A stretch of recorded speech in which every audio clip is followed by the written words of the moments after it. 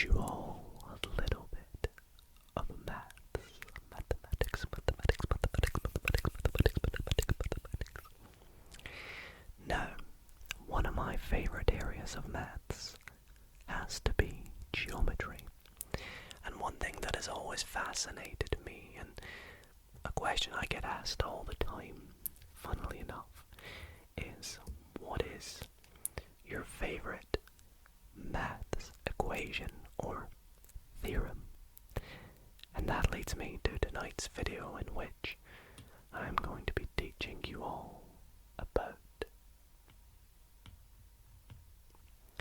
the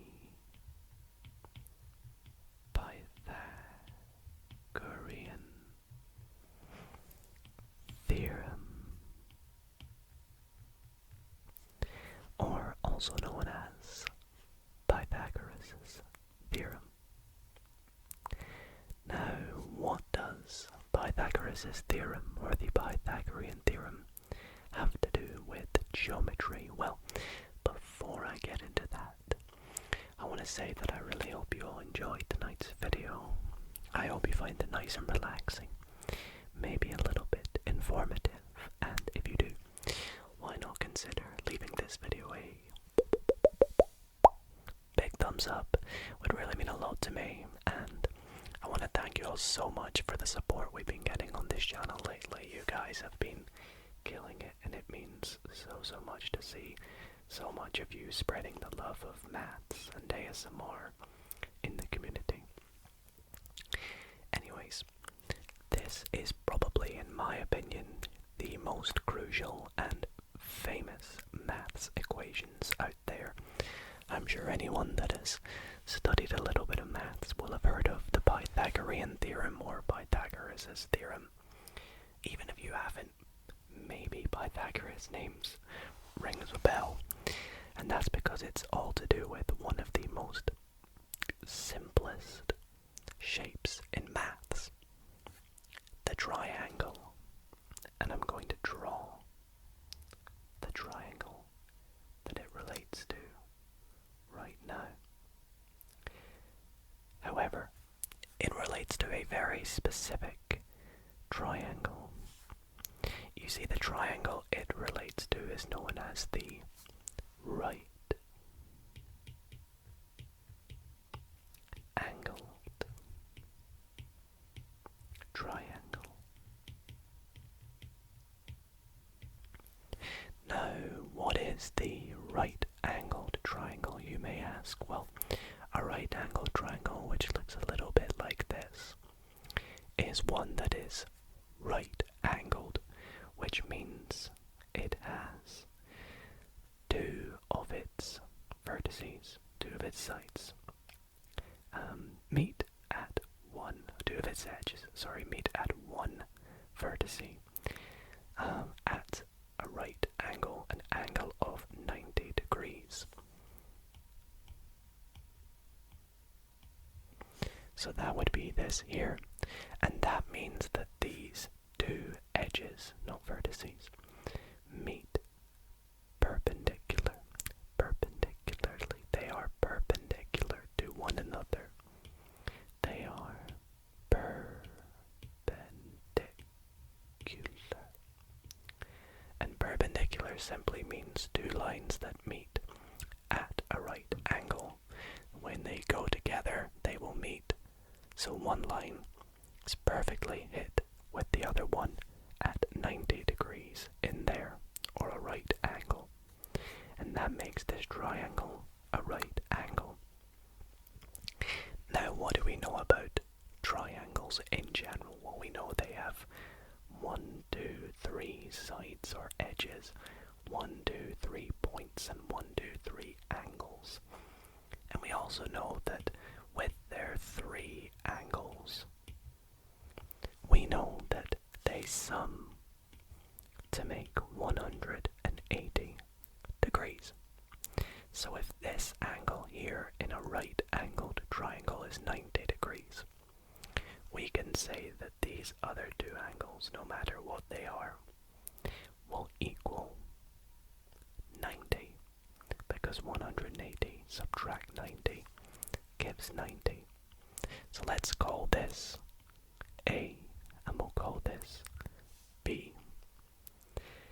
A plus B must equal 90. So I'll put here A plus B equals 90 degrees because of this. And we know it has 3 sides, but these 3 sides actually have a very important name. And I'm going to name them in blue. The first side we're going to call, let's call it X. The other side, in fact, I'm going to go back here, and for ease, which will probably make a little bit more sense later on, I'm going to call this X and this Y. So we'll have that X plus Y is equal to 90, and this will make sense later. I'm going to label this side A and this side B instead of the angles. And I'm going to call the final side C. Now why have I called it these? Well, C is a very important side of this triangle. It is known as the hypotenuse. The hypotenuse. And A and B just have lots of other names that you can call it. Some people call it the adjacent and the opposite sides. Some people just call it A and B, or the height and the width, or the height and the base of the triangle. But the important one is the longest side, which is directly opposite. You can see here, it is directly opposite the right angle. Is called the hypotenuse. Now, with these 3 lengths, A, B, and C, we can form an equation that links them all. That's right, that sounds pretty mad, but we can. And this equation states that the value of C squared is equal to the value of A squared plus B squared. And this should work for every given triangle that meets these. They satisfy this equation. If they satisfy this equation, it means that we not only have a right angle triangle, but it satisfies the Pythagorean theorem, or Pythagoras' equation, which is what this, oh, that didn't make a box at all, which is what this equation right here is. It is the Pythagoras equation, or Pythagoras theorem. It's a pretty amazing theorem or equation because it works with pretty much every right angle triangle. And I will not only in this video show you how it works, but we'll go through a few examples of how it works and how it comes about. So, now that we have covered what the Pythagoras theorem actually is and learned a little bit about the basics of right angle triangles, let's test this to see if it actually works. Let's draw a triangle, shall we? And see if it works with the triangle we draw. Now I am going to draw a triangle. Make sure that it's right angled. And I'm going to go from here to here. Then I'm going to go from here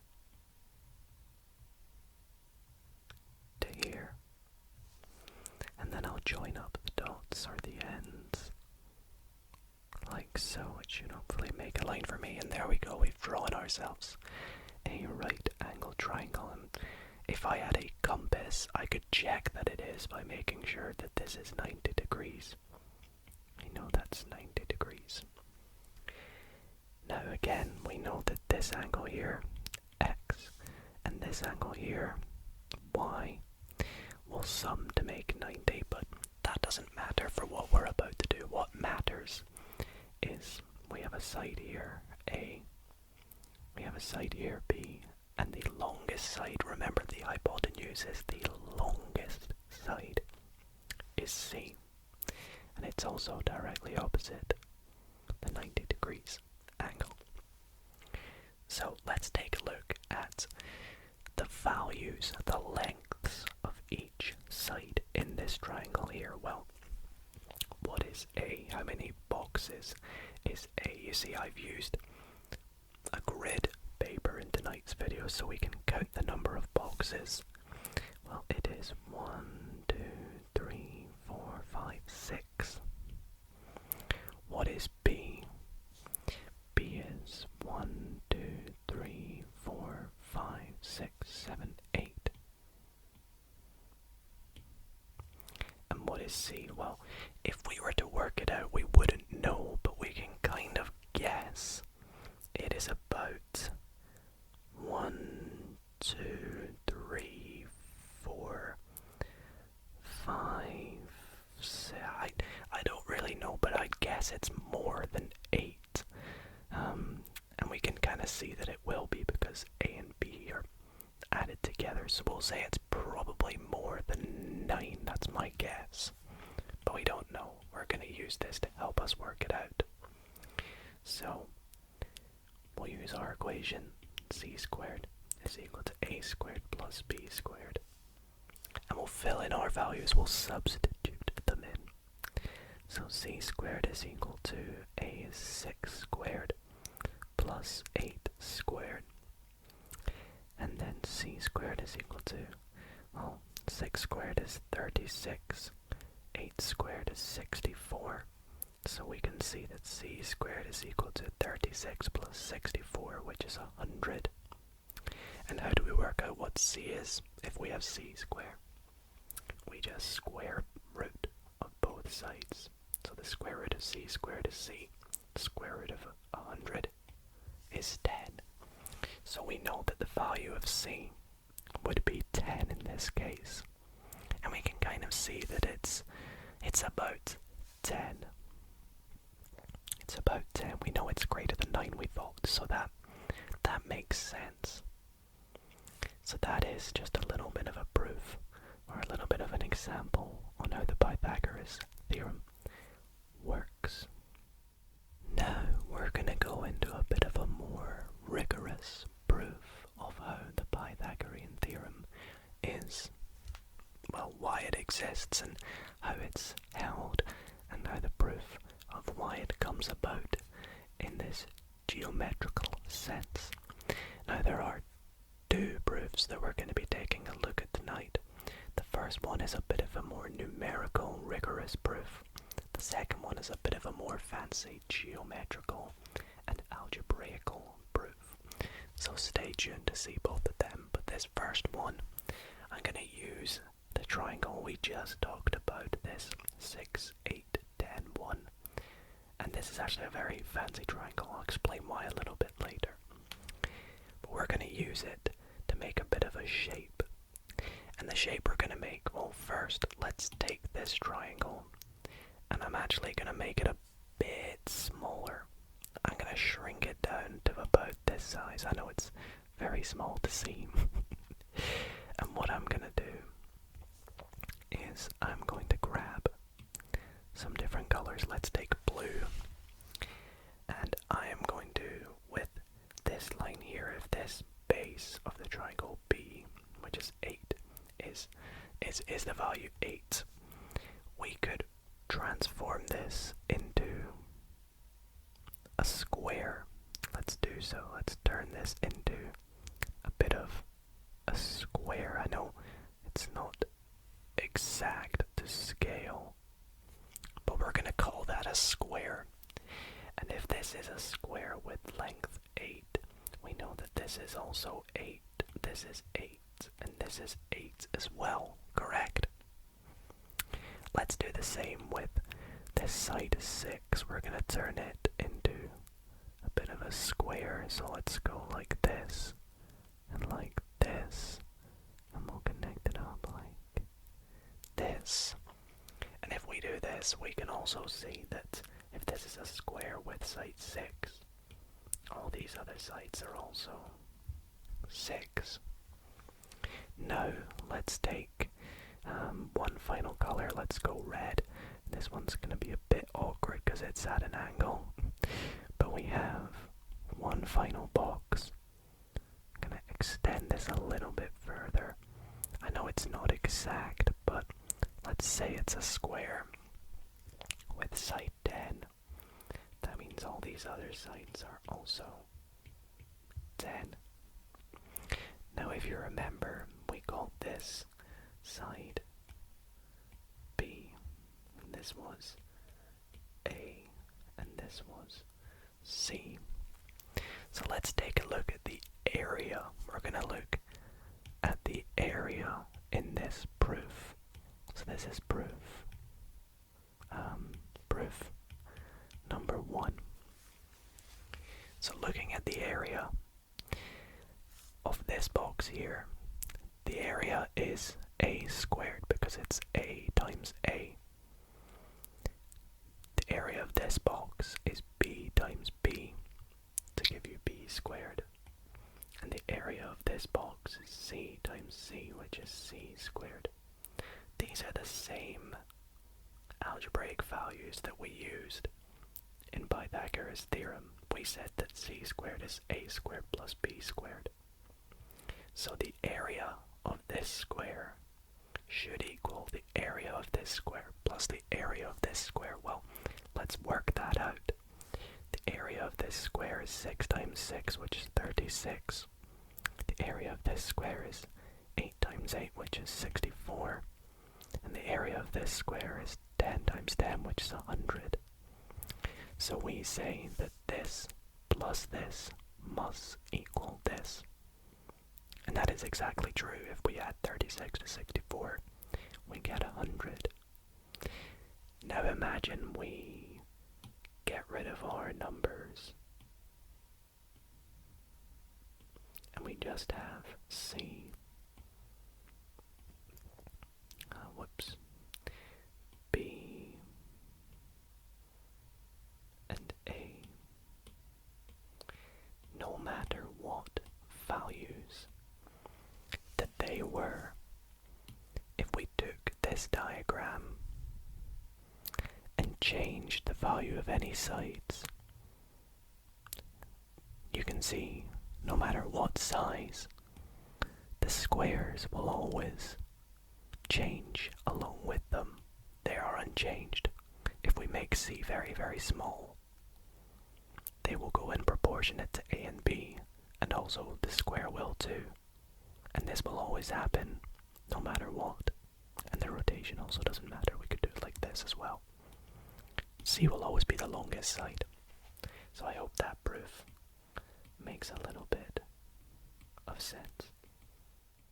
The next proof we're going to take a look at, this is proof number 2, and this is a bit of a funky proof. It's very geometrical but uses a bit of algebra as well, and is very, very awesome. So as you can see, I've drawn a right angle triangle. We have the angle that is right, and we have the two other angles which we're going to label X and Y like we did earlier. Now I am going to take this triangle and center it up a bit right here, and I'm going to duplicate,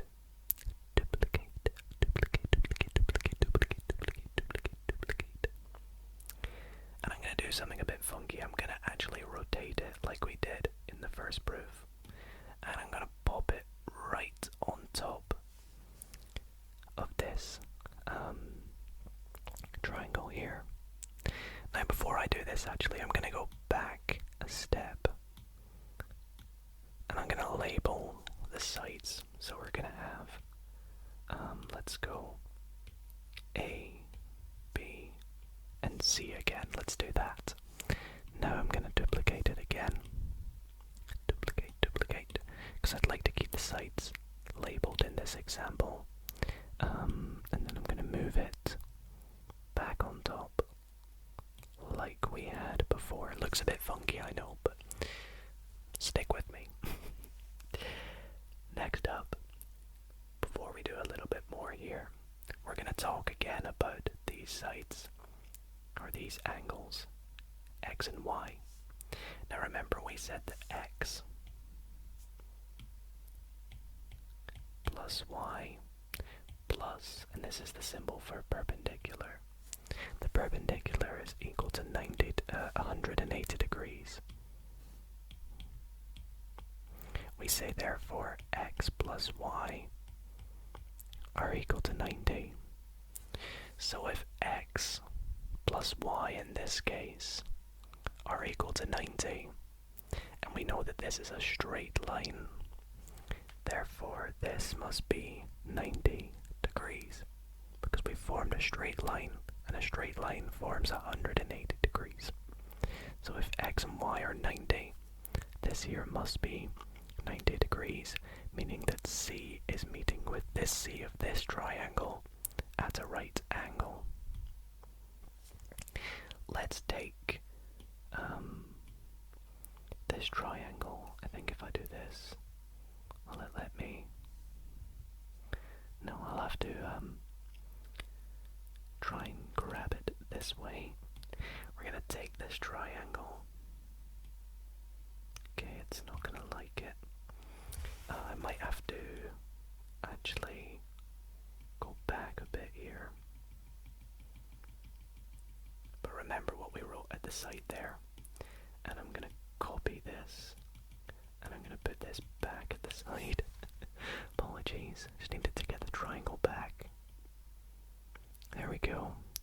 And we're gonna paste the triangle, and I'm gonna rotate it again another 90 degrees. And I'm gonna put it right here, forming another straight line once again. And we know again that this is a straight line and X plus Y is 90, so this here, is also going to be 90 degrees. And we're going to paste this triangle one final time with the final orientation, like so. Here we go. This is what it should look like. My apologies. So when we connect them all up, we make this really cool shape. We actually make this giant square.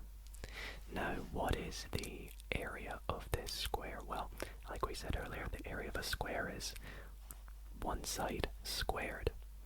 Now, what is the length of one side? Well, it's B and A, so A plus B. So the area of this square is A plus B squared.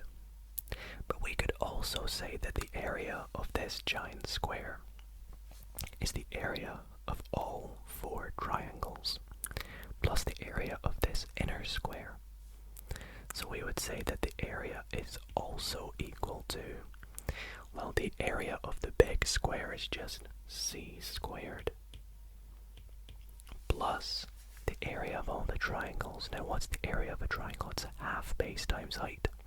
So it's going to be a half B times A, so a half BA, and we have four of them, so a half BA plus a half BA plus a half BA, or AB. Now, if we make this look a little bit nicer, we collect like terms. We have C squared plus, well, 4 halves is equal to 2. And I'm just going to write AB, because AB is the same as BA. It's multiplicative. So, we have two expressions for the area. We have one is A plus B squared, and one is C squared plus 2AB. If they are the same, we could say that A plus B squared is equal to C squared plus 2AB. Well, let's expand this right hand side, we'll get a squared plus, and we are going to have 2ab plus b squared. And you can do that on your own if you want to double check. And on the right hand side we'll have c squared plus 2ab. Now we have 2ab on both sides, so we can just cancel them out, and we're left with a squared plus b squared is equal to c squared, which, if you remember, is the Pythagorean theorem. Now, the best bit of Pythagoras is putting it to practice. If you put it to practice, you can really see how the formula works and how the theorem is held up.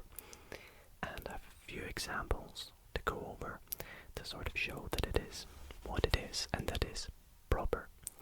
So, throughout these examples, we are also going to explore other areas of Pythagoras, so stay tuned to see some of them.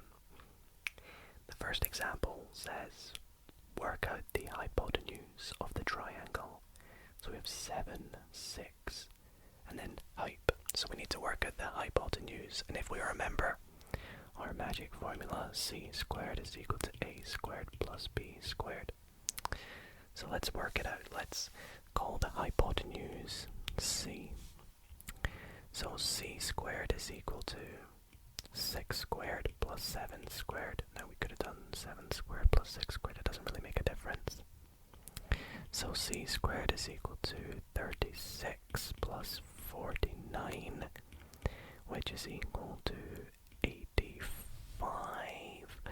Now I actually don't know what the square root of 85 is. You know, I can make a guess because it's near 81, which is 9. So I'm going to say it's near 9. But that's why I have a calculator. We can do square root of 85 and find that it is, well, there you go, 9.22 approximately. Well, sometimes in maths, instead of writing the word approx, we'll do this little symbol instead, which I think is a little bit nicer for this question. But again, there I could have just written is approximately 9, but yeah, that's the first question done. A lot of Pythagorean questions will involve using a calculator. The next question, and this is a bit of a question that is to do with what is called the converse of the Pythagoras theorem. Now, what does the converse of Pythagoras theorem mean? Well, it basically means the opposite. Now, in the Pythagoras theorem, we say that if a triangle is right angled, c squared equals a squared plus b squared. This time we're doing the opposite. We want to know if it's right angled. So if it's right angled, we know that c squared will equal a squared plus b squared. So we'll say if, and I'm just going to write R A for right angled, we'll say then c squared equals a squared plus b squared, and I'll put in brackets Pythagoras theorem. So let's test if it works. C squared, well, c squared is 1, 2, 3, 4, 5. 5 squared is equal to 3 squared plus 4 squared. Let's check if it does. 25 is equal to 9 plus 16, which is true. 25 is equal to 25, so yes, it is right angled. And when it says why, we say because Pythagoras's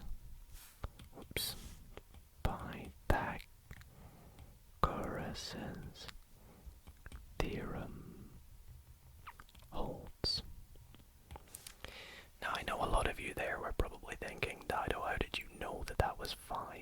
really see that it's 5. Well, that's because this triangle here is a very special triangle. It is known as a Pythagorean triple. Now, Pythagorean triples are specific right-angled triangles, which are, like nice numbers that are easy to remember, that hold for the Pythagoras Theorem. So, for example, 3, 4, 5 will work. They mean basically you won't need to use a calculator to do it.